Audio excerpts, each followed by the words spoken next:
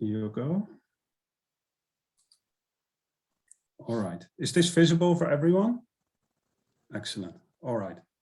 So thank you, Hans, for the introduction. I would like to briefly talk about what I call digital solutions for challenges in crisis response and management.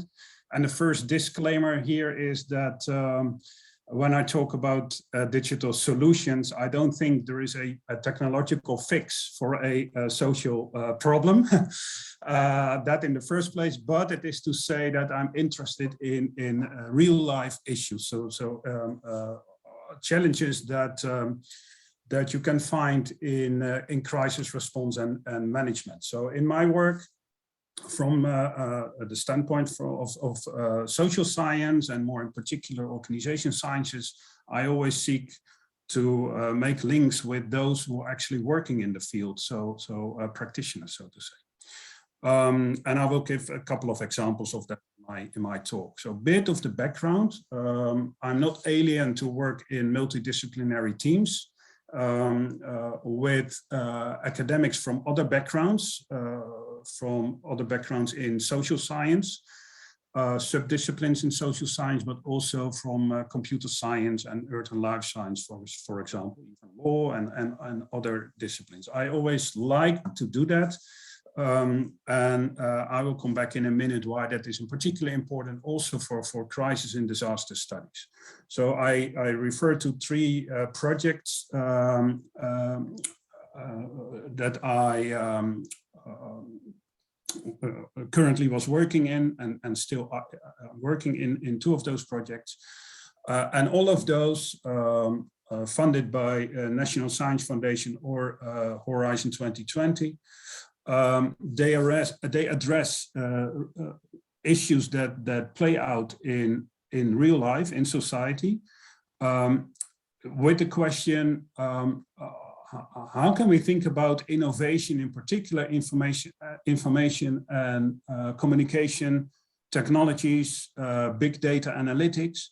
How can that help to address, probably solve issues that we come across in crisis and disaster management and response? And think about issues like information sharing, coordination, inter-organizational collaboration, and the question how we can think about better sort of utilize the actions and activities and knowledge of those who are actually affected by the crisis and disaster. So the non-professional responders, but citizens and inhabitants. So those are the questions that I addressed in the NWO Smart Disaster Governance. And I'm currently addressing those issues in a Horizon project called Links, strengthening links between technology and society. Technology in particular, social media and platforms for crowdsourcing. And then also a project called Heroes that is about the response to the COVID-19, current COVID-19 crisis. So this is what I would like to do in 10 or so minutes. So give a little bit of a context of the domain, the field of disaster and crisis management, which is a multidisciplinary field in its own right. And then I dive into the what I call the digital dimension and information systems, big data analytics, with some concrete examples and from my own research. So to start with, still being a social scientist and having a background in the field of science and technology studies, so I can really relate to the ideas of Sally Wyatt this morning. So for me, disasters are not just natural, or they are not natural. Hazards, they are hazards like earthquakes, flooding, wildfire, what have you. But a hazard can become a disaster or a crisis when it meets vulnerable people. So disasters play out in real life, and if we are not protected or protect ourselves, then a hazard can turn into a disaster. So that is why I always put this slide when I start talking about crisis and disaster management. So disasters are not natural. They have a course, of course, but they occur what I call at the intersection of nature and our society and culture. And that is why they need to be studied holistically. So when I go to conferences on disaster and crisis management, I'm sitting next to someone who is an expert in earthquake science. If I look at my right-hand side, there is someone from computer science. So it's really an interesting field in that sense. It also got the attention, of course, of policymakers around the globe. In particular, I refer to this framework, the Sendai framework. Sendai, a city in Japan, where in 2015 a summit was held about how can we better protect ourselves, our societies, our communities against those disaster and crisis situations.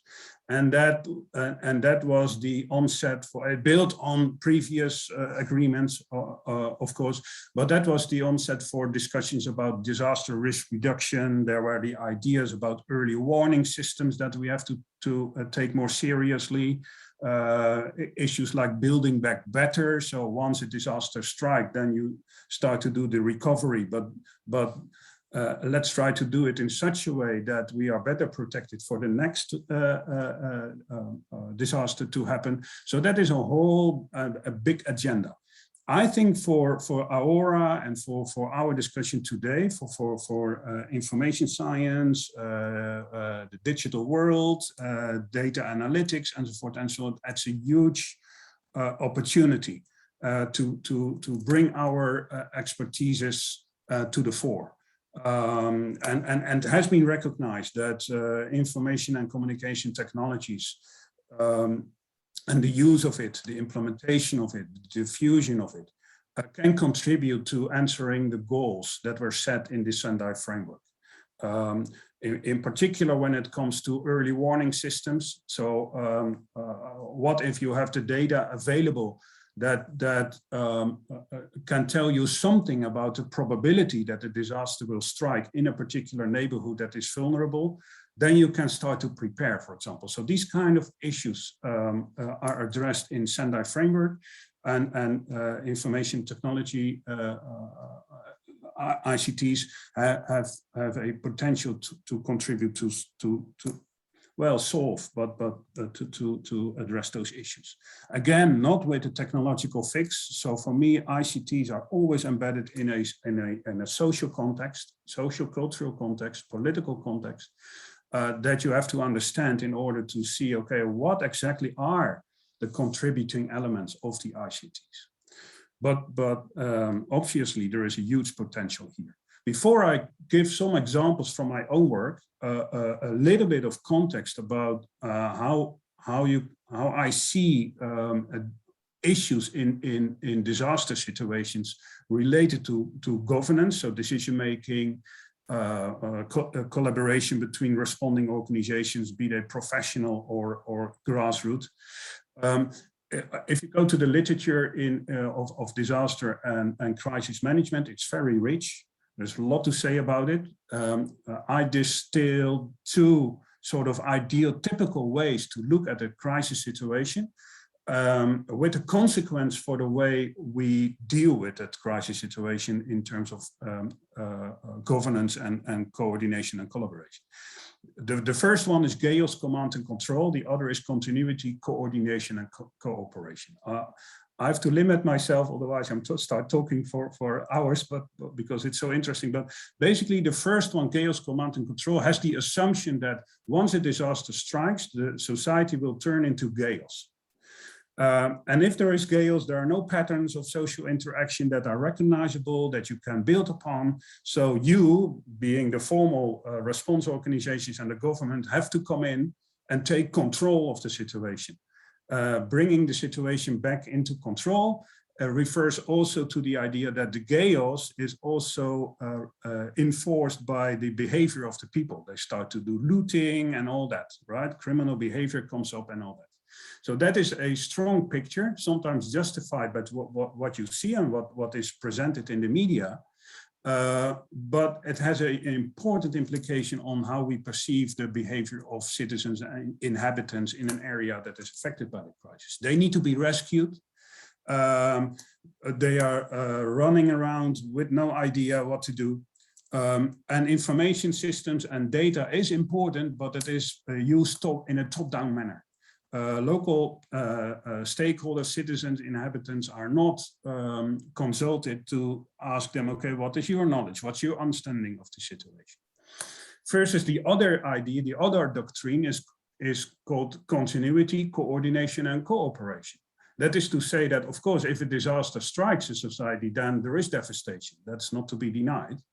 At the same time, there is a very interesting continuation of the society. So there are still patterns of social interaction. Your neighbors are your first helpers in that situation. That's well known for those who are affected by crisis situations. They feel a strong feeling of help in their own community.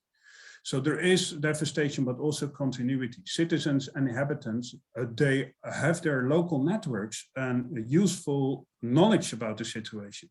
So once you realize that as a formal authority, as a governance, or as an international NGO that is coming to the scene to offer aid, humanitarian response, then you seek for interaction between those local stakeholders, local citizens, neighborhood communities, and what have you, and try to get them involved and their knowledge, the data that they can provide, try to get them involved in your response system, which is not easy. So there is still the issue of how to coordinate, who is responsible for what is the quality of the data, and so forth and so on. But it is to say that there is an opportunity to start working with those who are actually affected by the crisis, but who are still very active and willing to step up to help. So there is a lot to say again about issues of governance and coordination from that perspective. What is an interesting development in the last, let's say, 10 or so years, 10, 15 years, is that there is an increased attention for what is called the digital humanitarians. At the left-hand side, you see a picture of a book written by Patrick Meyer, who is one of the spokespersons, so to say, of that movement. And that refers to the idea that at the one hand, you have the formal responding organizations, quite often in humanitarian actions international. So there's the UN system, there is the NGOs. So that's a whole industry in its own right. At the right-hand side, you see volunteers from local communities quite often mobilize themselves through online platforms, Facebook, Instagram, and so they form their own community. And there are tons of them, and they are super active. And then the question is, how can you, in one way or another, see how they can collaborate, how can they share information, how can they share the understanding of the situation. And you can imagine, Hans, you was referring to cultures already, that those are super different cultures from an organizational point of view. The very formalized UN system with all kind of standard operational procedures and what have you, also NGOs working in that fashion, having their issues of accountability and upwards accountability against their funders and sponsors, versus a very informal group of volunteers, quite often not organized in a formal organization, but in a grassroots movement, for example, or in a network. Spontaneous volunteers. So that is the digital humanitarians, where online platforms are used to facilitate that interaction.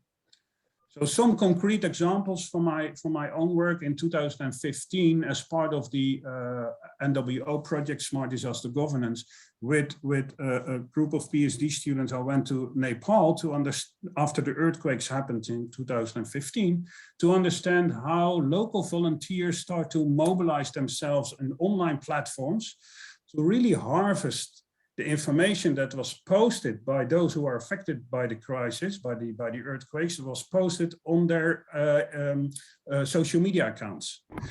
So in this particular neighborhood, so many houses are destroyed. We need this kind of help. That is potentially very useful information for the international responding communities who are doing their needs assessments. So at the left-hand side, you see Nana Rai Bhutakoti. He was the organizer of what is now known as Kathmandu Living Labs. You see him here speaking in Amsterdam at our city library. We invited him in 2018, I think it was, as a keynote speaker of one of our workshops to talk about his initiative to bring young, really talented people together to sit in a in his sort of crisis control room, going to the websites and the social media websites of Nepalese people who are posting that information on the website. And what can you do with that information? Well, you can plot information posted by citizens affected by the crisis on the map of Nepal, which is then shared with the formal authorities and with the formal response organizations. And is this a perfect representation of what was going on? No, of course not, because in Nepal there is, for example, a digital gap. Not everyone has access to internet and can post the needs and what is needed for help. But at the same time, it is useful information because it is information that is coming from the ground. It's really rooted in the local situation based on the knowledge of the citizens and inhabitants that are actually affected by the crisis. So Kees, just a few minutes left. All right, yeah. Yep. So I will try to speed up because I have a couple of more examples, and I hope that a picture emerges from my examples that about the question what you actually can do in the situations of crisis management. So this is an example that comes from a collaboration with the Dutch Red Cross. It's called forecast-based financing. That actually is an answer to the question, why should we wait for a crisis to happen if we have the data beforehand?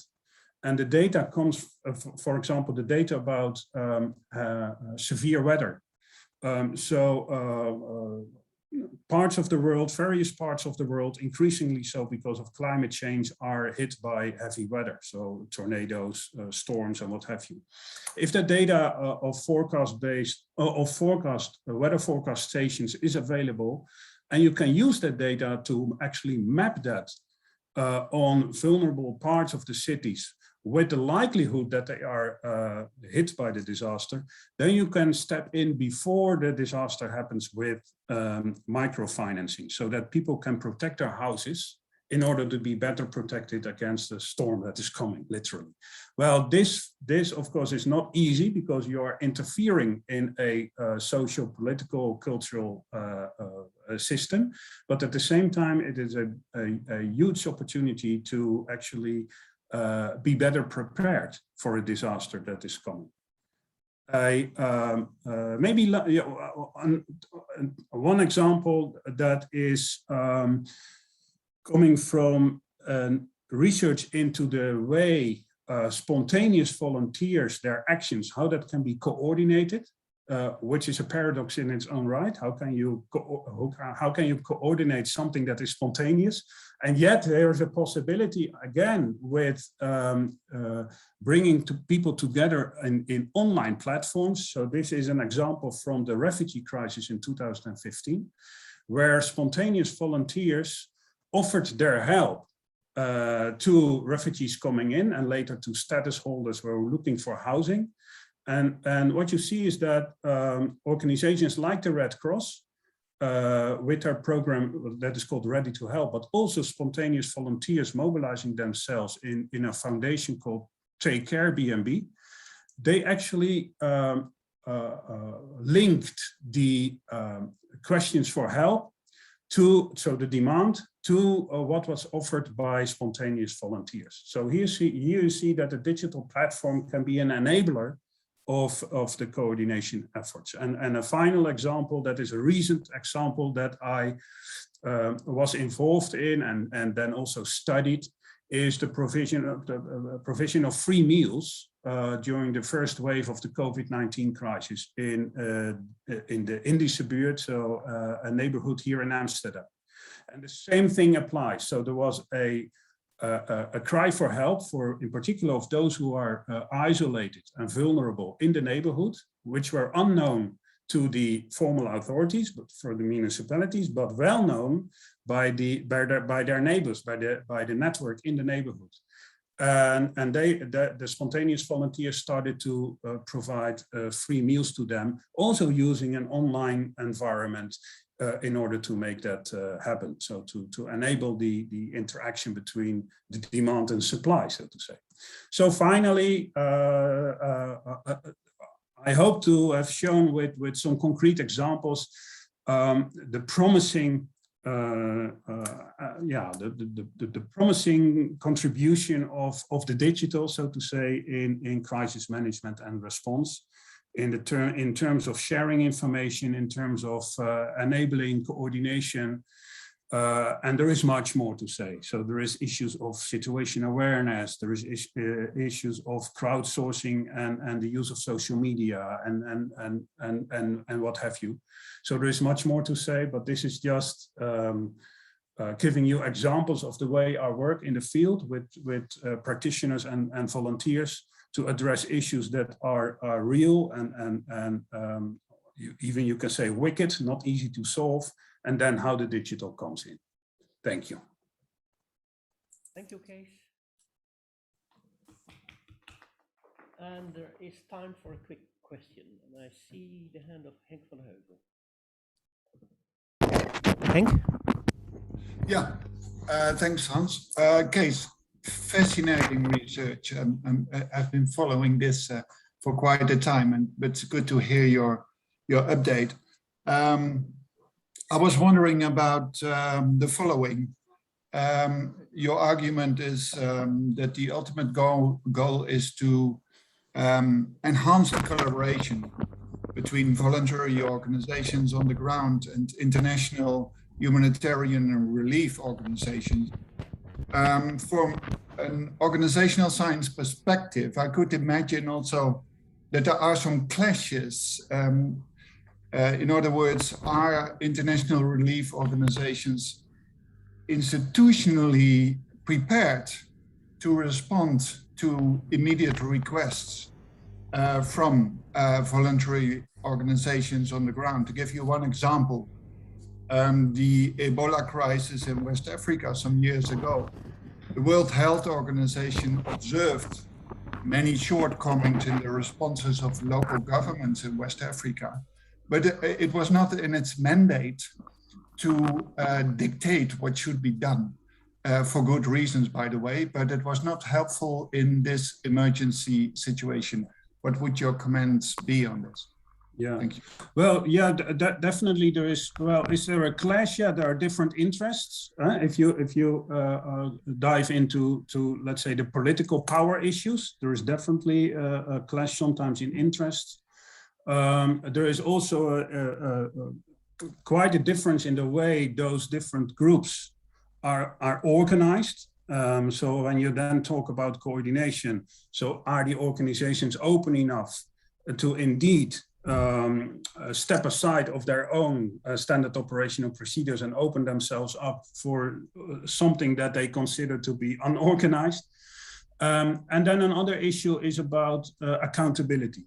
So you are referring to the international NGOs that, and I already was indicating their upwards accountability. So they see themselves accountable, not for necessarily for the local people, but for those who gave them a mandate, who gave them the means to do what they do in the first place. So their accountability is in the headquarters of Geneva. So I went to the headquarters of Geneva of IOM, UNHCR, and all that's a huge department with also on data sharing and data information, with Excel sheet after Excel sheet after Excel sheet showing how they actually have used the money of the donors for providing help in this particular neighborhood. There is needs assessment and all that.